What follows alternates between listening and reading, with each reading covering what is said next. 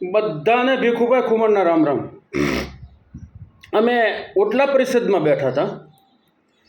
એમાં ચર્ચા થતી હતી કે અમુક વાતો સમજાય નહીં. અને બહુ સાચી વાત છે. અમુક વાતો જે છે એ ઉપરથી વિજાય આપણે સમજાય નહીં, કારણ કે આપણને એટલી સમજ શક્તિ ન હોય. અમુક કવિ, કલાકારો, કથાકારો એવી વાતો કરતા હોય કે જેથી કરીને આપણે સમજી ન હોય. અને આમાં અમુક લોકો, જે લેભાગુ લોકો, જે અમુક એવા તત્વો, એ આ સમય અનુસાર એવા એવા વીડિયાઓની માઇલપા, કારણ કે કાપકૂટ કરી અને કહેવાનો જે ભાવાર્થ હોય એનો બીજો ભાવાર્થ કરી અને 2-3 વીડિયા ભેગા કરી અને ગમે એને બદનામ પણ કરતા હોય છે. કારણ કે એની માઇલપાથી અમુક કાપી નાખે. વાતનો જે ભાવાર્થ હોય, વાતની જે દિલ હોય, વાતની જે એ કાપી નાખે અને વાતને વિકૃત કરી અને અને એ વિડીયા વાયરસ કરતા હોય. એ વાયરલ થાય વિડીયા, વાયરલ વિડીયા થાય તો એ પછી એનો પરિણામ ખરાબ આવતું હોય. અને આવા લોકો, અને હું તો મારી ભાષામાં તો એમ કહું કે એ પાપિયા કહેવાય. ખોટો પ્રસાર કરવો એ નહીં કરવો જોઈએ. મારો કહેવાનો મિનિંગ એ છે કે અમુક વાતો સમજવી બહુ મુશ્કેલ થાય. અમે બેઠા હતા, એની મારી પાસે ચર્ચા થઈ કે અમુક વાતો સમજાતી નથી. તો મેં કીધું કે ભાઈ એક વાત પૂછું, આમાં તમે એટલા આપણે 8-10 બેઠા છીએ, એની મારી પાસે આમાં કોને ખબર છે? અને કે બોલો. તો મેં કીધું આ કવિ કલાકારો ગાતા હોય, धाक धाक साहेबी जगत में रहेगी, ऐसा अभिमान कबू मन में न कीजियो, ना ही खीजियो किसी की पर दिया है प्रभु ने कुछ दिन को दीजियो. આમાં મેં કહું હું સમજાણું? તો અમારે મનસુખ ને એ કે આમાં ભીખુ બાપુ કઈ નો સમજ પડે. એટલે આમાં ઉપરથી એવું જાય, નકર એનો કહેવાનો ભાવાર્થ જો સમજાય જાય તો બહુ સારી વાત હોય. એણે એમ કીધું કે ધાક ધાક એટલે કે આવી ધોમધોમ સાહેબી તારી જગતમાં રહે એવું અભિમાન કદી મનમાં નહીં કરતો. નાહી કીધીઓ કિસી કી પર એટલે કે કોઈની ઉપર તારી તને દીધો દીવ હોય, ભગવાને દીધો દીવ હોય અને તારી પાસે સતા સંપત્તિ હોય તો કોકને ગાયું ન દેતો. દિયા દેનન કો એટલે કે ભગવાને દીધું છે તો કોક ગરીબ ગુજાર જરૂરિયાતમંદને મદદરૂપ થઈએ. धाक धाक साहेबी जगत में रहेगी, ऐसा अभिमान कबू मन में ना कीजियो, ना ही खीजियो किसी की पर दिया है प्रभु ने कुछ दिन को दीजिए. કોઈની ઉપર ખીજાવું નહીં. એટલે આ તો સમજાય તો વાત છે. એવી જ વાત જ્યારે હનુમાનજી મહારાજ માતા સીતાને મળવા માટે દરિયો ઓલંઘી અને લંકામાં ગયા અને ત્યારે વૃક્ષ ઉપર બેહી અને રામ લોરી ગાય અને ત્યારે સીતા માતાએ કીધું કોઈ પણ રામનો ભગત લાગે છે. એટલે એણે અનુમતિ કીધી દીધી કે જેવો હોય અહીંયા હાજર થાવ. અને ત્યારે હનુમાનજી હાજર થયા, પણ વાંદર રૂપ જોયું. અને આ તો માં હતા, એ તો ઓળખી ગયા હતા, પણ બીજી રાક્ષસીઓ આજુબાજુમાં હોય અને સાંભળી જાય અને ન ઓળખી જાય. એટલા માટે માએ એમ કીધું કે હે હર હાર આહાર સુત, તું કોણ છો? એટલે એનો કહેવાનો ભાવાર્થ એ થયો. હર એટલે શંકર, હાર એટલે શંકરનો હાર એટલે નાગ, અને હર હાર આહાર એટલે નાગનો આહાર એટલે પવન, અને હે હર હાર આહાર સુત એટલે એના આહારનો પુત્ર એટલે પવન પુત્ર, તું કોણ છો? માં તો જાણતા હતા, પણ આ તો એક રાક્ષસીઓ ન જાણે જાય એટલા માટે. આવી જ એક વાત, એક મહારાજા પોતાના રાજમહેલની એટલે રાજ્યની માઇલપા, પોતાના નગરની માઇલપા નગર સરસા જોવા માટે નીકળ્યા હતા. પહેલાં રાજા મહારાજાઓ નગર સરસા જોવા માટે જતા હતા. એ દુખિયાના દુઃખ ભાવી જાય તો તરત એનો નિકાલ કરતા હતા. ક્યાંય કોઈને અન્યાય નથી થઈ જતો ને એવું જોવા માટે પોતે નીકળતા હતા, કાફલા હારે લઈને નહીં. અને એ તો તમે ગુપ્ત રીતે જાણો તો જ હાચી ખબર પડે, નકર કોઈ માણસ હાચી વાત કરે નહીં, હજુરિયા ખજુરિયા કોઈ હાચી વાત કરે નહીં.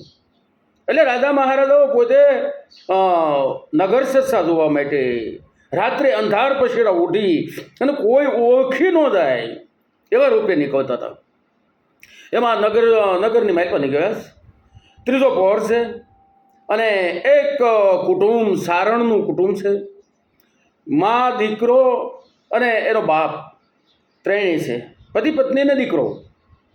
ત્રણેય ભજન સાંભળીને આવે છે અને આ બધું બે ત્રણેય ચર્ચા કરતા જાય છે એની ભાષાની માલિપા. દીકરો કહે છે કે તુંબડું બહુ મીઠું. તો એની મા એમ કહે છે કે તુંબડું મીઠું નહીં, તુંબડું તો મીઠું જ હતું પણ કડવું મીઠું. મહારાજ હા ભવેશ ત્યાં એના બાપે કીધું કે ના ના ના ના ટેરવા મીઠા.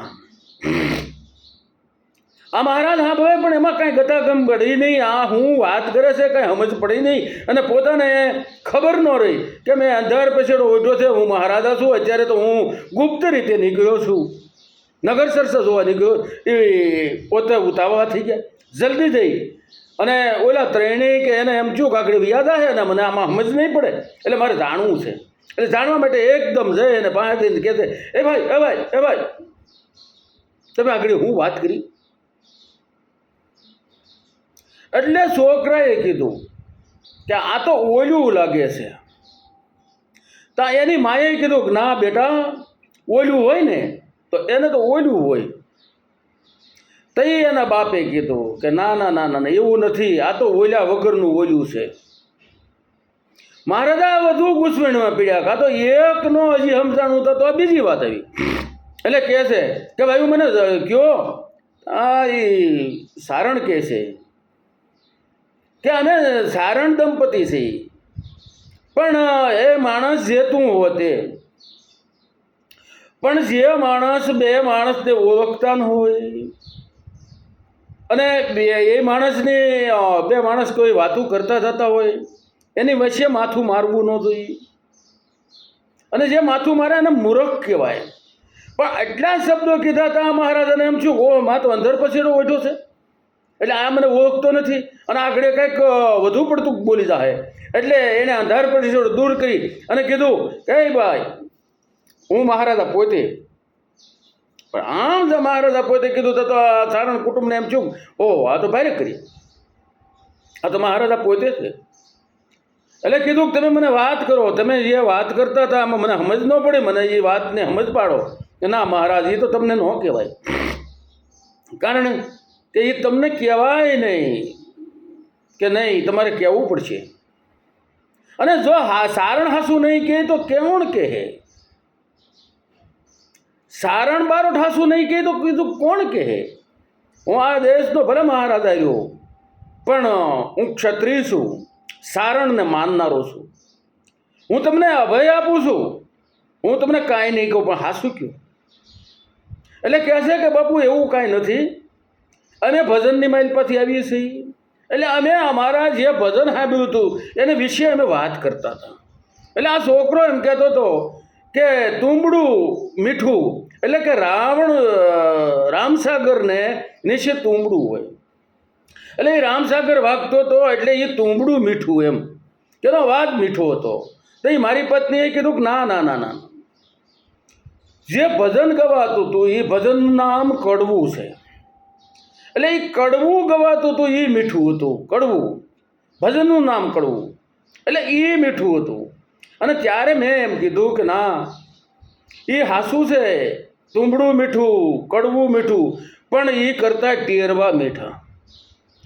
કારણ કે જો વગાડનારાને વગાડતા ન આવડે તો એનો કોઈ અર્થ રહેતો નથી અને એ અવાજ બેડો થઈ જાય તો એની કોઈ મીઠાશ ન રહે, એનો કોઈ સ્વાદ ન રહે, એ સાંભળવાનો કોઈ તો આપણા અમુકના કાનને ઘોંઘાટ લાગે. એટલે ટેરવા મીઠા એમ કીધું. કે તમે પછી આગળ પણ કાંઈક વાત કરી, મેં આ પૂછ્યા પછી કે મહારાજા એ કહેવાનું રહેવા દો, એ તો કહેતા જ એ વાત અમે નહીં કરી અને એ વાત કરીએ તો તમે અમને ફાંસીની સજા કરો, તમે અમને સજા કરો. ના ના, હું બીજી વખત તમને કહું છું કે હું અભય આપું છું. તમે ગમે એવું કર્યું હશે તો પણ હું માફ કરી દે, માટે મને વાત કરો. અને તે કહે છે કે મહારાજા તો સાંભળી લ્યો આ સારણની વાત. સારણ હાસું કહી ગઈ ગમે ને, એટલે હું હવે તમને હાસું કહું છું. હવે તમે અભય દીધું છે યાદ રાખજો, ભૂલી જતા નહીં. કારણ કે નિયમ એવો છે કે અજાણ્યો કોઈ વ્યક્તિ બે વાતો કરતા હોય એની વિશે માથું મરાય નહીં, કોઈની વાત કપાય નહીં. આવું જે કાંઈ અમુક નિયમો છે એ કરે એને મૂર્ખા કહેવાય. એટલે આ મારા દીકરાએ, જે માણસ મૂર્ખ હોય ને એને પશુ કહેવામાં આવે, જનાવર કહેવામાં આવે. એટલે મારા દીકરાએ એમ કીધું કે આ માણસ કોક અજાણ્યો છે ને આપણી વાતમાં માથું મારે છે, એટલે આ તો ઓલું લાગે છે, ઓલું કહેતા જનાવર. તો એ મારી બાએ એમ કીધું કે ના ના ના ના એવું નથી, કારણ કે જો ઓલું હોય તો એને ઓલું હોય. એટલે એણે એમ કીધું કે જો જનાવર હોય ને તો એને પૂંછડું હોય. અને તઈ મેં એમ કીધું કે ના, આ તો ઓલું વગરનું ઓલું છે, આ ઓલા વગરનું ઓલું છે. એટલે કે આ તો પૂંછડા વગરનું જનાવર છે.